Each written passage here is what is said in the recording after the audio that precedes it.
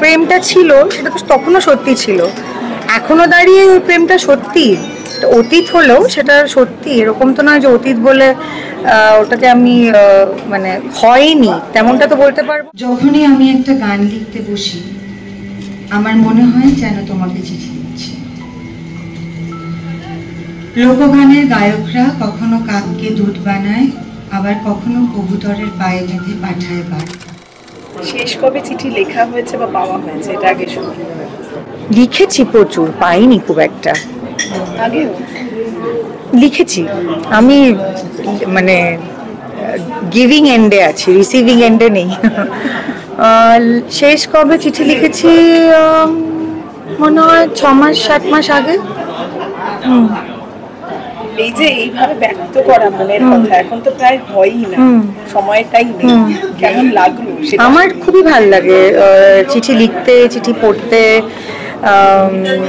আমি আবার একটা রাফে লিখি, হ্যাঁ, তারপরে সেখানে বানান টানান ঠিক করে আবার ফেয়ার খাতায় লিখি, তারপরে একটা ভালো সুন্দর সেন্টেড কি বলবো হ্যান্ডমেড পেপারে আবার রঙিন পেন দিয়ে লিখি।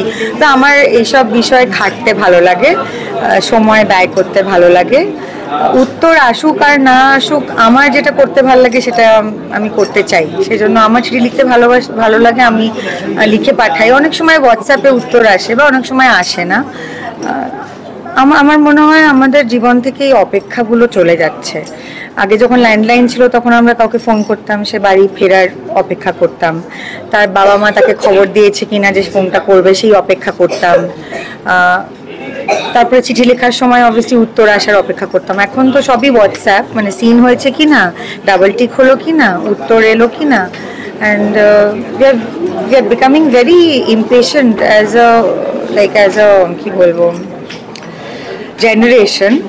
কারণ অনেক সময় দেখেছি যে ধরুন আমাকে কেউ একটা মেসেজ করেছে যে আপনি একটু ফ্রি হলে জানাবেন, ফোন করব, 2 মিনিটের মধ্যেই কিন্তু ফোনটা আসতে শুরু করে দেয়। মানে আমি যে জানাবো যে আমি এখন খালি আছি বা এখন কথা বলতে পারবো, ওইটুকু অপেক্ষাও মানুষ আর করতে পারে না।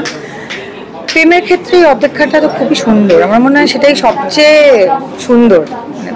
প্রেমটা হয়ে গেলে বা তারপরে ঠিক আছে সেটা চললো, পরিপূর্ণতা পেলো বা পেলো না, কিন্তু অপেক্ষাটাই সবচেয়ে সুন্দর, সেটা অনুভব করতে তো ভালোই লাগে।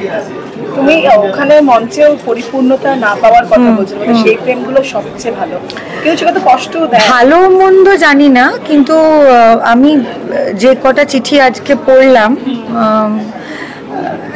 পড়েই মনে হচ্ছিল যে ভাগ্যিস তাদের সময় সোশ্যাল মিডিয়া ছিল না, না হলে তো তাদের যা পরিমাণ কি বলবো খেয়েও করা হতো। এবং এই প্রত্যেকটা চিঠি অন্তত যেগুলো আমি পড়েছি, অনির্বাণেরগুলো অন্যরকম ছিল, কিন্তু আমারগুলোর মধ্যে একটা অসম্ভব চাওয়া না পাওয়ার টানাপোড়েন,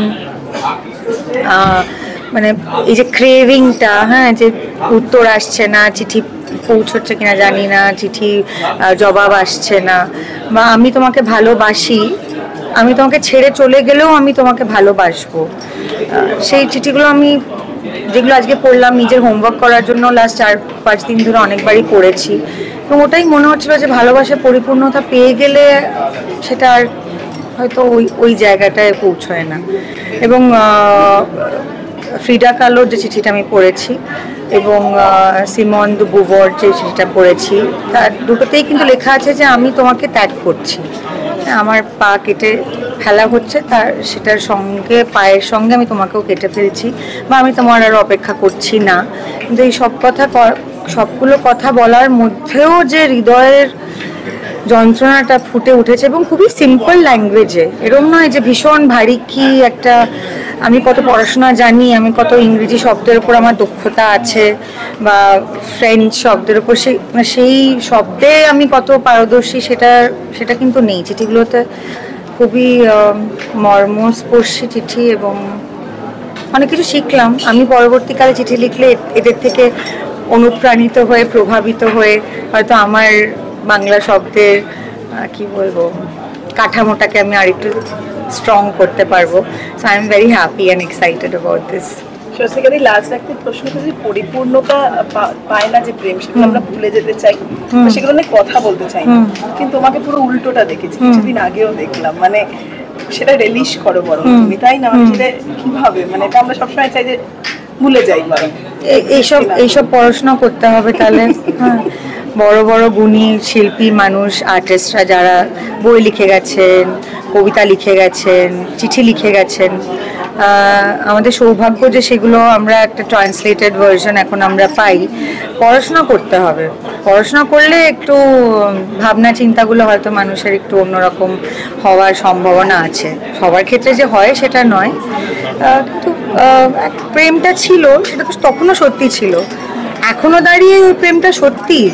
অতীত হলেও সেটা সত্যি, এরকম তো নয় যে অতীত বলে ওটাকে আমি মানে হয়নি তেমনটা তো বলতে পারবো না, হয়েছে। এবং আমি বিশ্বাস করি যে সেটা আমাদের মনের মধ্যে কোথাও না কোথাও ঘুম ঘরে হলেও কিন্তু রয়ে যায়। সম্পর্ক একটা মানুষকে যখন আমরা এত দিই, ভালোবাসা দিই, যত্ন দিই, তার কথা রোজ মনে করি, মনে থাকে, আমরা বেড়াতে যাই, এতটা সময় কাটাই, তারপর সেই সম্পর্কটা না থাকলে ওই অতটা ভালোবাসা তো আর বাষ্প হয়ে উড়ে যেতে পারে না। নিশ্চয়ই আমাদের মনের কোথাও একটা, in the very deepest corner কোথাও একটা থেকে যায়। এটা মাঝে মাঝে মনে পড়লে তখন ভালো লাগাটাই মনে পড়ে। একটা সম্পর্কের মধ্যে যে টানাপোড়েনগুলো থাকে বা যেগুলো খারাপ থাকে সেগুলো আমার মনে হয় সময়ের সঙ্গে সঙ্গে আমরা ভুলে যাই। ভালোটাই আমাদের মনে বিরাজমান হয়ে থাকে এবং সেটা মনে পড়লে সেটা ভালো লাগা নিয়েই মনে পড়ে।